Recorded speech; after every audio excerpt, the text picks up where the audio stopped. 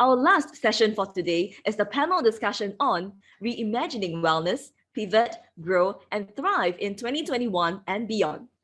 Let's welcome Ms. Geraldine Tan, Director, Amica Law LLC, who will be joined by her panelists to share winning strategies adopted by wellness operators in response to the disruptions and challenges presented by COVID-19. Over to you, Geraldine. Hi, everyone. Welcome to today's panel discussion on Reimagining Wellness, Pivot, Grow, and Thrive in 2021 and beyond. My name is Geraldine, and I'm a director with Amica Law, a boutique intellectual property law firm in Singapore. I will be the moderator for today's session. As we all know, the COVID-19 pandemic has been the single largest disruptor to businesses globally in the last 2 years. Businesses have been forced to grapple with the onslaught of evolving governmental restrictions and to quickly pivot and adapt their businesses. One of the hardest hit industries is the wellness industry. Pre-pandemic, wellness businesses engaged in fitness or sports classes and activities, or beauty and wellness treatments, offered these sessions in person and on-premise at physical locations.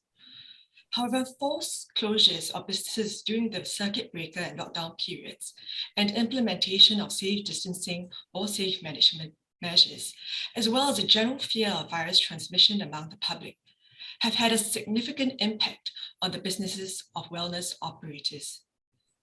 We will be asking our panel today to share their experiences in meeting the challenges of COVID-19 and to share how they pivoted, grew, and thrived amidst uncertainty and changes brought by COVID-19. Today's panel brings together 3 business owners from the fitness and beauty sectors in the wellness industry. We have Russell Harrison, Group Managing Director of Spartans Boxing Club, a community-based boxing gym with 11 locations, 10 in Singapore and 1 in Dubai. Russell was formerly a professional boxer, and outside of sport, Russell grew and nurtured large and boutique recruitment businesses across Asia Pacific. He was formerly responsible for running the Asia Pacific region for a large MNC recruitment agency. Next, we have Willie Chan, founder and managing director of Wellaholic, a multiple award-winning aesthetic chain with 7 branches in Singapore.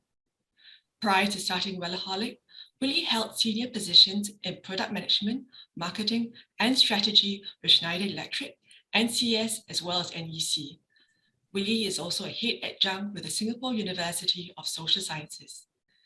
Next, we have Sasidharan, Unnithan, founder and managing director of Fight Zone, a fitness gym with 3 outlets in Singapore, and which provides a unique combination of Muay Thai and fitness HIIT workouts. Sasi is a seasoned fitness industry executive with over 18 years of experience in the management and operation of multinational fitness corporations. Russell, Sasi, and Willie, thank you for joining us today in this panel discussion. Thanks for having us, Geraldine. Excited to talk to everyone. Thank you, Geraldine. Okay, Russell, Sasi, Willie, you're all in businesses where traditionally in-person classes or sessions are a key feature of your services. And it's precisely because of the nature of the services that your businesses have been identified as high-risk settings. And so it seems that the wellness industry has bore the brunt of government restrictions, where restrictions have been imposed to curb the spread of the virus, such as mandatory business closures during the circuit breaker. And we have cessation of restriction of sports and exercise activities in terms of group numbers. And also sometimes it's targeted at intensity of workouts. There are also restrictions on mask off services that the government implements from time to time, which have affected fitness and gym operators and aesthetics operators alike. So can you share with us how these restrictions have impacted your traditional business model and some of the key strategies that you've employed to deal with and overcome these challenges? Russell, can we start with you, please? Yeah, sure. Thanks, Geraldine. Yeah, I think you're right. The fitness, wellness, beauty sector has been hit particularly hard. Probably F&B and events can wrestle us for who's the worst. So it's been quite challenging. As you say, there's been restriction in terms of whether we can actually run classes or whether people need to wear a mask or not wear a mask, or what intensity level they can do, or how many people they can come with, so it's been a constant minefield of changes and restrictions. I mean, that's, we've all had to face that, whether we're talking about our business life or our personal life. Since the first round of circuit breaker back in early 2020, I guess that's kind of what we've all been getting used to. I think for sports and fitness, what that has looked like for us is there'll be a government announcement, which then gets pushed down to Sports Singapore, which then needs to be deciphered, and usually creates more questions and answers. And then everybody has to kind of figure out and start to hustle. So I think based on that, the theme for us ever since the first circuit breaker has to try to be as nimble as possible. The first meeting that we had with our management team pre-2020 circuit breaker was, okay, look, here's some changes that are happening, quick hustle, let's make some changes and we should be okay. Hindsight's 2020 vision. We know that's not the case now. That was just the first of many, many changes that we'd all have to adapt to. So I think for us, the key feature has to be nimble, number one. Regardless of any of the changes that have happened throughout this period for us, the whole concept of what Spartans Boxing Gyms is about, it's about community, it's about getting people together. It just so happens that we do that in a boxing gym, in a boxing forum. But community is at the essence of everything that we do. So throughout this last 18 months of the constant changes and things like that, our number one goal has been to keep our communities together. So, that's been getting people to do online fitness. And look, all good fitness businesses have done that. But we've also made a pivot to do a lot of community engagement throughout that period as well, to try and keep people connected, even when they haven't been able to get together. So nimble, but also trying to lean into what we are about as a business, and that's about keeping communities together. Thank you, Russell. Sasi, could you share whether you had similar experiences? Did you also have to pivot to virtual platform to provide your training sessions? And did you also similarly engage your customers? Yes. Yeah, we obviously had to engage the customers, and like Russell said, it's been 1.5 years now, and he described the entire process to a T, where it comes down and then goes to Sports Singapore, and they decipher it, they send out advisory, and we start figuring out how to work this, right? But I cannot say it's been easy. It has been quite a trying time. All right.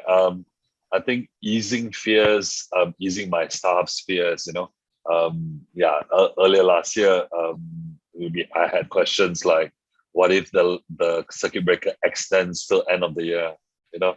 What do we do then? And we also have a group of part-timers, right, as well with us that are already trained. So the lack of a facility, the lack of a facility to get them working in, those are the hardships. And obviously, people drive your business. Without people, business can't run, isn't it? So at the end of the day, we had to obviously get our staff going, keep our staff together, keep the members together. After every circuit breaker or closure, you get the influx of membership cancellations as well. It's normal. People feel, oh, now it's not the time. I love the business, but I love the workouts. But you know what? I'll come back again when things are better. Memberships, I actually experienced last year that memberships usually go up after we reopen because of the interest, the intake, and all that. This time, however, with our recent closures, it has been slightly different because the cases went up, and there has been some fears. There were inquiries that never showed up for their trial. So it's customer sentiment is also very, very, very important in this case. We pivoted. We went online. We got new personal training clients. We kept our business going. We kept our guys getting paid.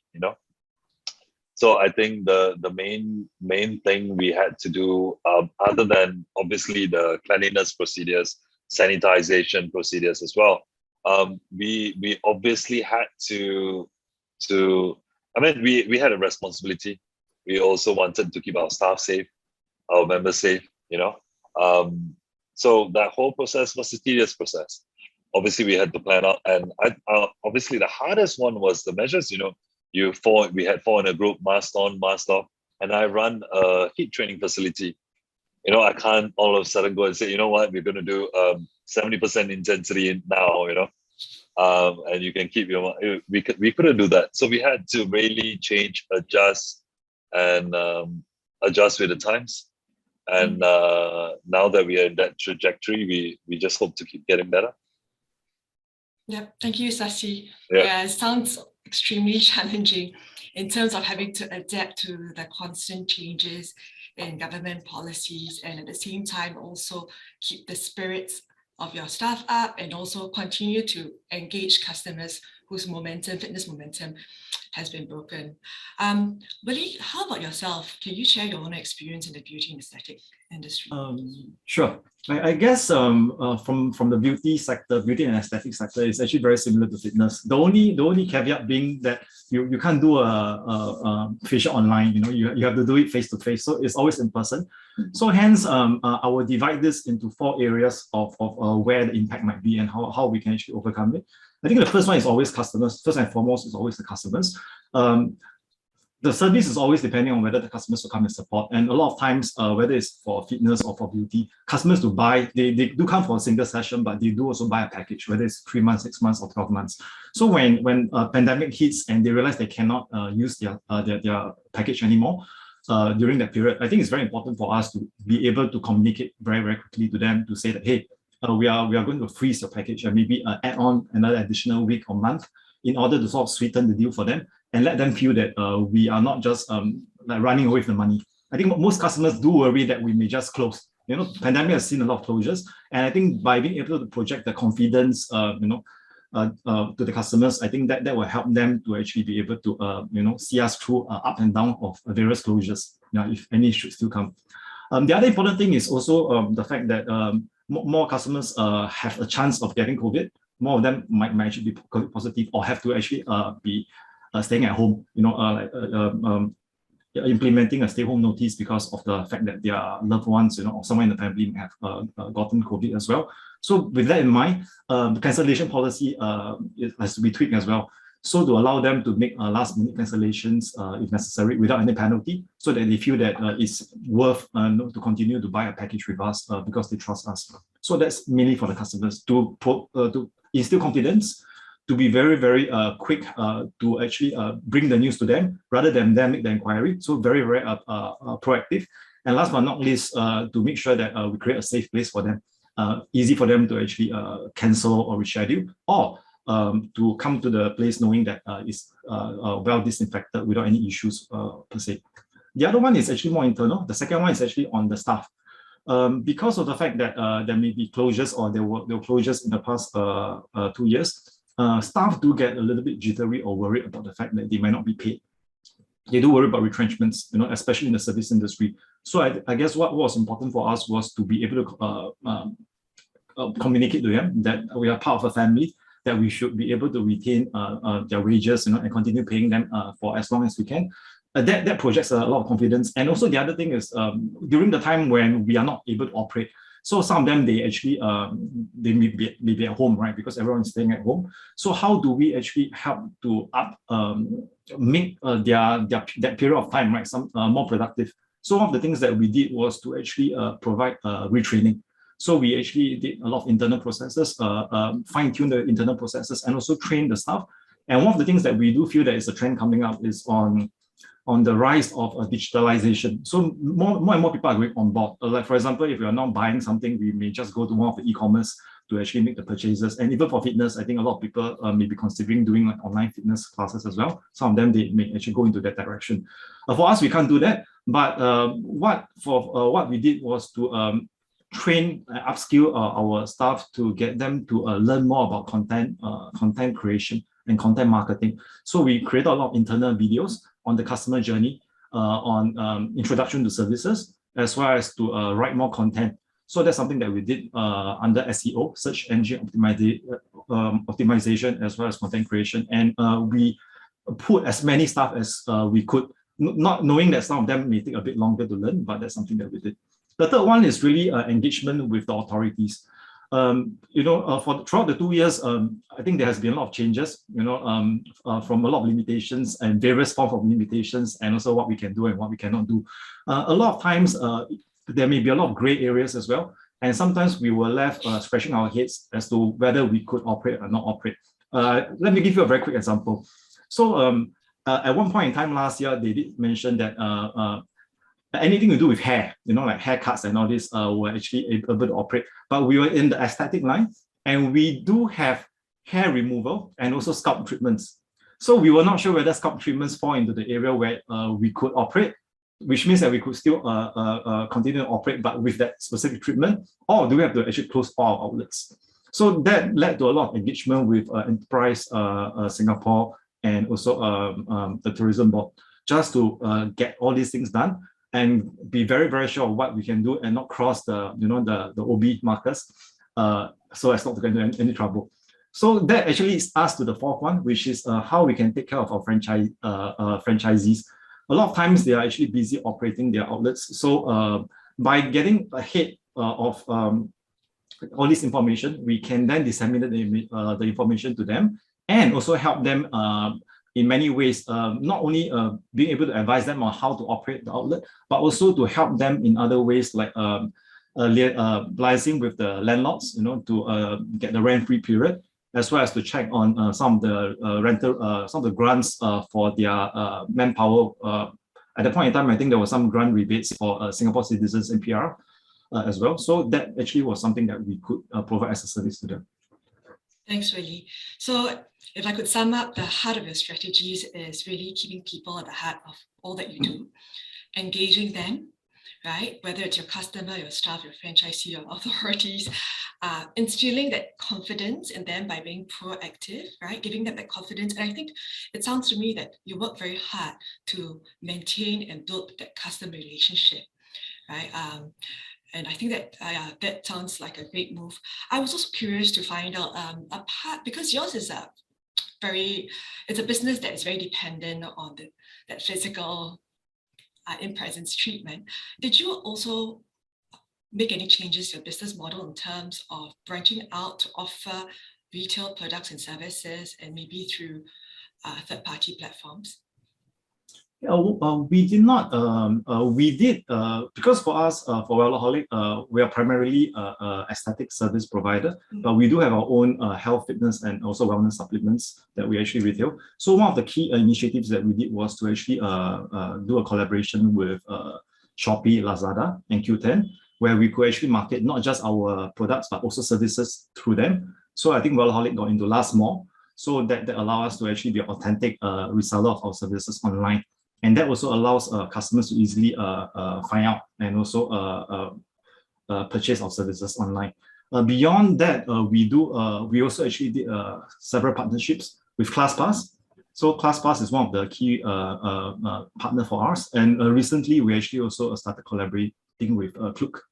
Yeah, so as many services starts to pivot, towards going online and also maybe offering more services, we then found ways to actually collaborate with them in order to extend the various marketing channels so that customers can find us more easily. How about for Russell and Sasi? Do you share a similar experience in having to collaborate with third-party platforms to kind of branch out and expand your distribution network, so to speak? Sasi, would you like Russell?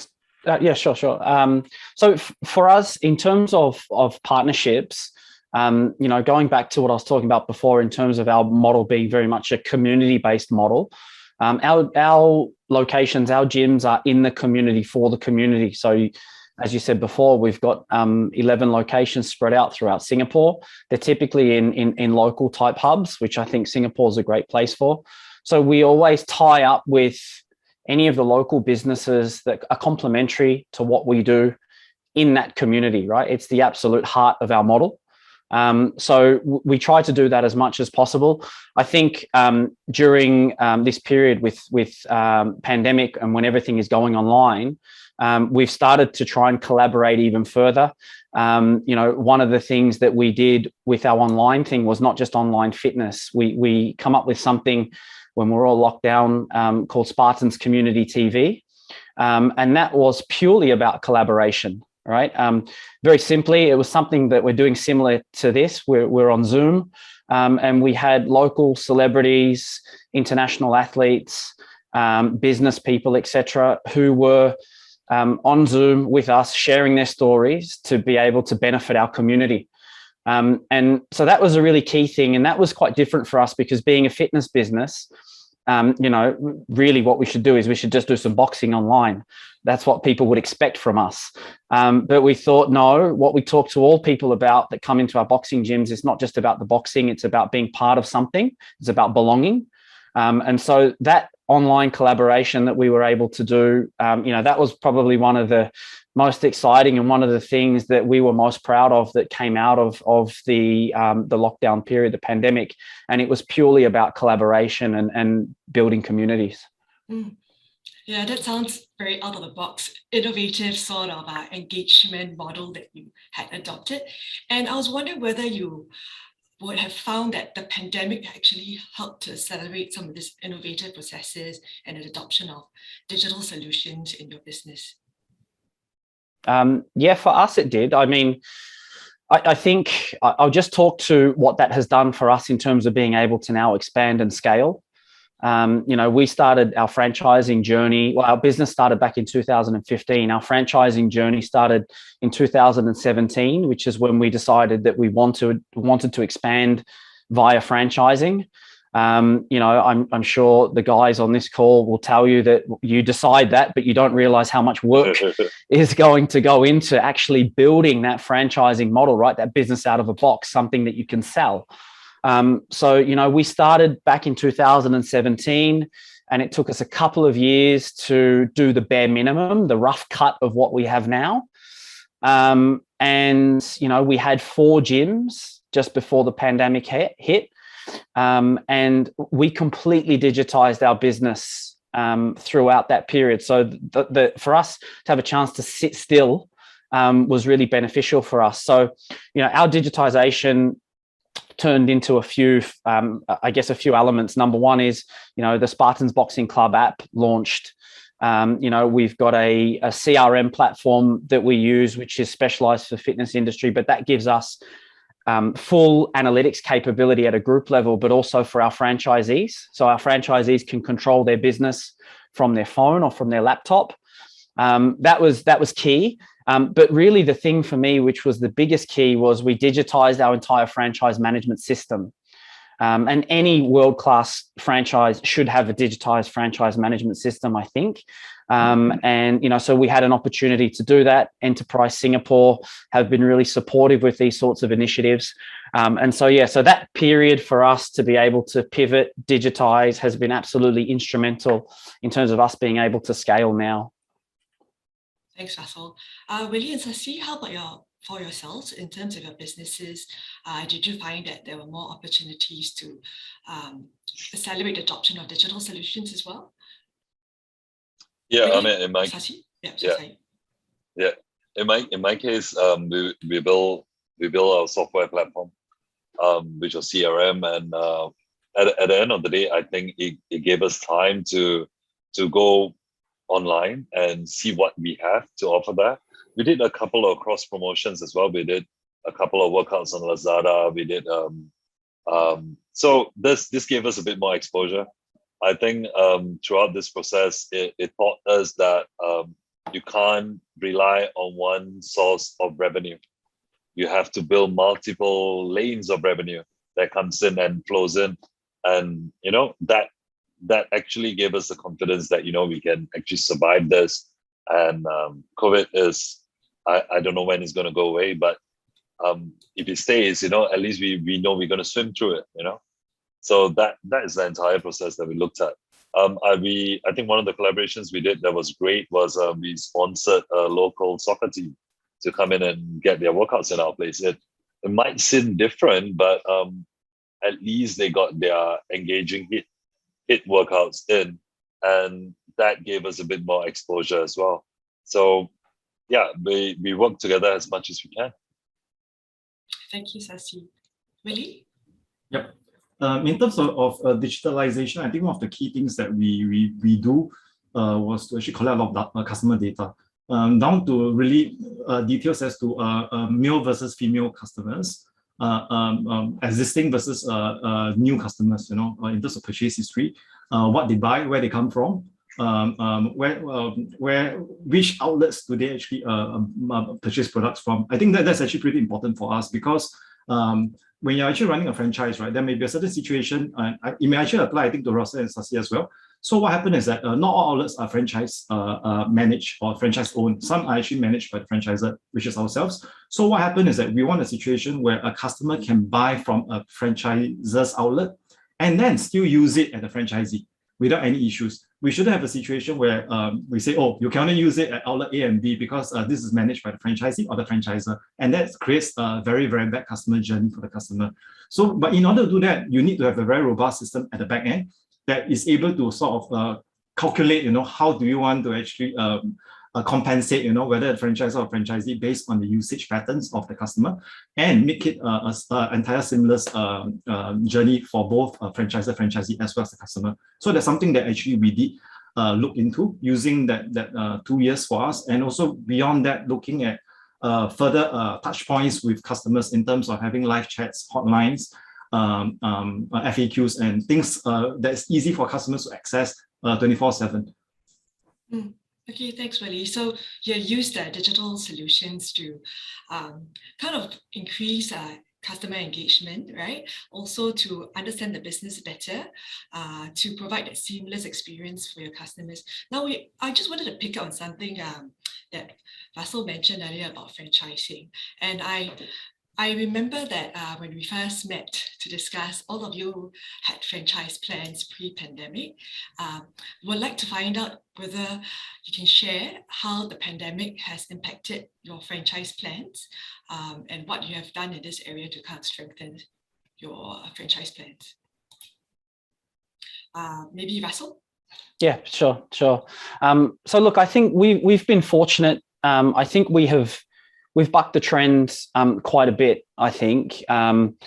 We've managed to go from, in Singapore, we were 4 gyms beginning of 2020, and we're now 11 gyms, soon to be a few more in Singapore.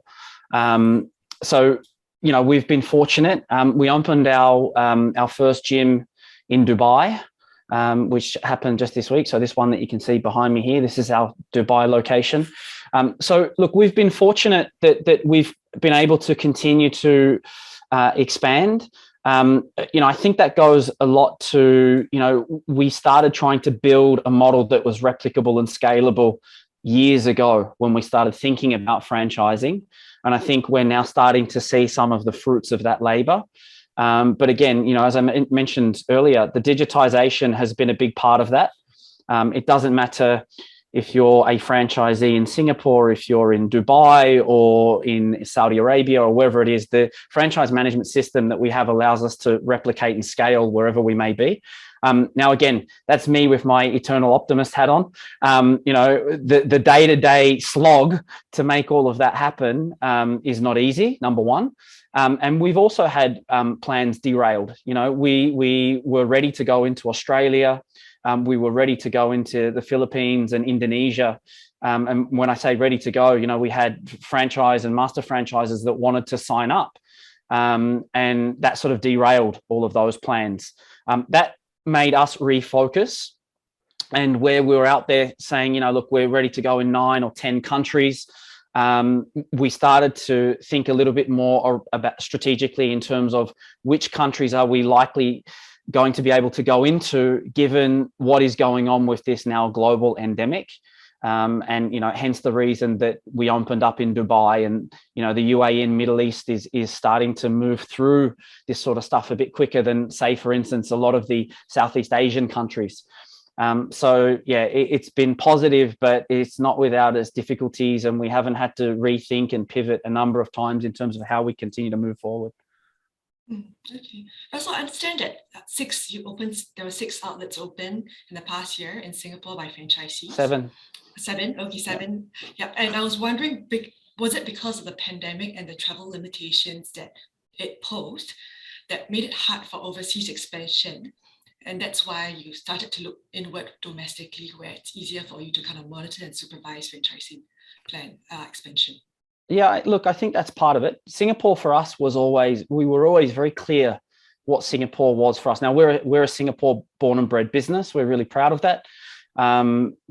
In terms of being able to launch a franchise business here, get a business that done everything that we wanted it to do, get franchisees that would follow the model that we were close to. Singapore made a lot of sense. We probably didn't plan to have the volume of gyms that we thought we would have here. But, they're doing really well and the demand has been good. So we've been able to continue on with that and been able to service that demand for franchises, that is. But definitely, we had to rethink. As I said, we have a regional strategy which will have us running, into about 120 or 150 gyms within the next 3 years. And we've had to look really carefully. We focused a lot on Singapore because we could do it here. We will focus again on Dubai and the Middle East because we can do it there. I'm from Melbourne. I'm from Australia. Had huge aspirations to take this baby back home, but we just had to, because the reality is we just couldn't do it, right? So we're focusing where we can. Yeah, thank you, Russell. Sasi, would you like to share your own experience with franchising? I think, we had plans derail last year as well because there were plans to go overseas, and we had a couple of master franchise requests coming in from Southeast Asian countries, Indonesia especially, and then plans were derailed because of how things turned out. So it gave me a chance to regroup, and I think we, as a team, we actually worked on making the whole process turnkey. So that was the key, and our clubs are not very big. It's 1,000 to 1,400 square feet. That's it. And we run a 30-minute conveyor belt system, which makes it fast and efficient. So that whole scenario of trying to refine this whole process, how many members can we cater to? Previously, we used to put 2 packs on a zone, right? But now with the safety measures, we can only put 1 pack on a zone. How much can we turn around? How many members can we turn around a day?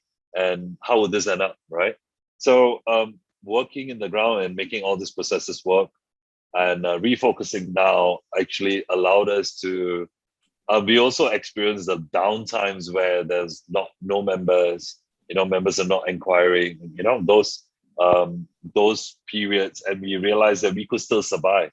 I think that was key to giving us the confidence that, we can make this work. We can make the franchisees work. And so we're looking forward to growing in Singapore, and we're going to focus in Singapore now. We've got a few more coming. So that entire process of refocusing our thoughts, redirecting our plans. And I think Russell is a very, very good example to follow, isn't he? And, that it just gives you motivation that, this is out there, you can go out and get it. And that's the whole process. Thank you, Sasi. Willie, would you like to share your own experience from your sector? Yeah. One unique nature about Wellaholics franchise system or franchising model is the fact that we do fully manage the franchisees' operations. Yeah. So most franchises work such where a franchisee will acquire maybe an outlet, by paying for the franchise fees, and then after that operate it and getting the know-how and support from the franchisor. For us, we actually do it very differently. We actually run the franchise for the franchisee with a management fee. So when that happens, right, we do take on more ownership because we do have the responsibility of ensuring that the franchise is successful for the franchisee. And we do want to make sure that they do get back their money with a certain return on investment. So it's almost like an investment for the franchisee in that sense. So with that in mind, when we look at expansion, is something that we do look at very, very carefully, especially when overseas, for several reasons. The legislative landscape beyond Singapore is actually very different from Singapore. So we cannot assume that in every country, everything runs the same. There are a lot of different obstacles, or hurdles that we need to overcome. And sometimes I think that what we need to do is really to go down to the ground, and explore, and then working with the right consultants, whether it's Singapore consultants, and maybe even better with the local consultants who have the know-how expertise in that area. So what we did was to actually partner with BDO, and of course through Enterprise Asia as well, to look at where we can go. And we also had another collaboration with SMU, where we did a capstone project with students to actually help us to look at where are the areas that we can go to. But unfortunately, because of the COVID situation, we were derailed.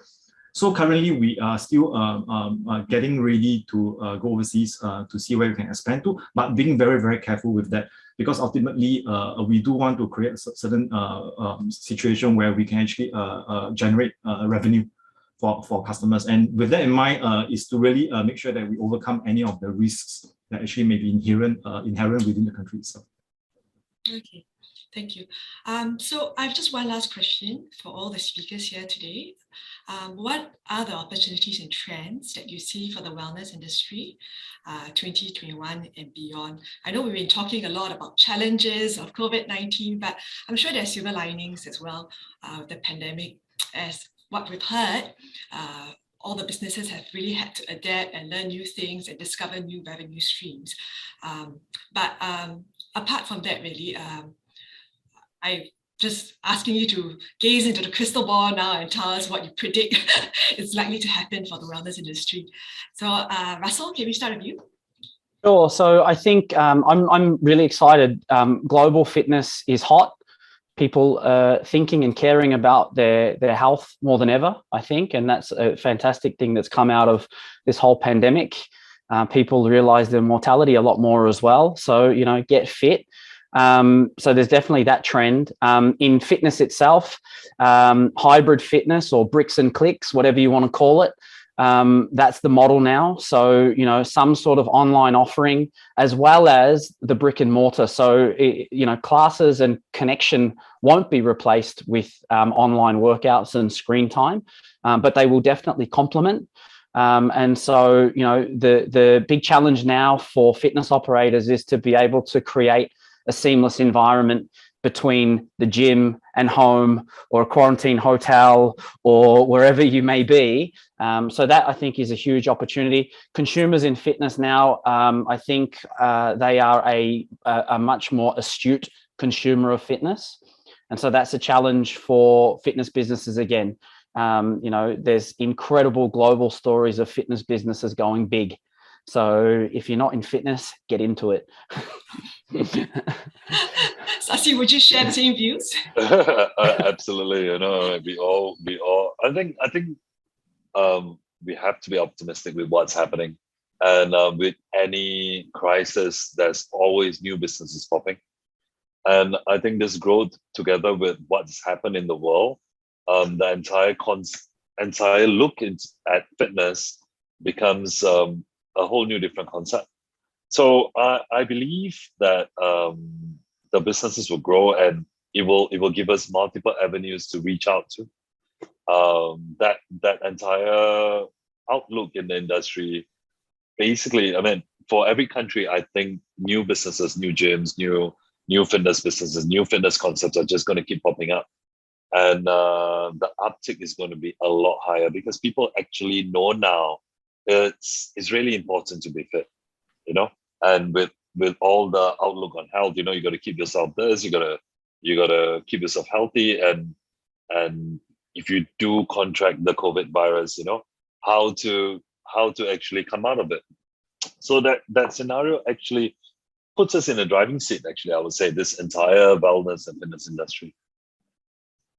Thank you, Sashi. I can't agree more.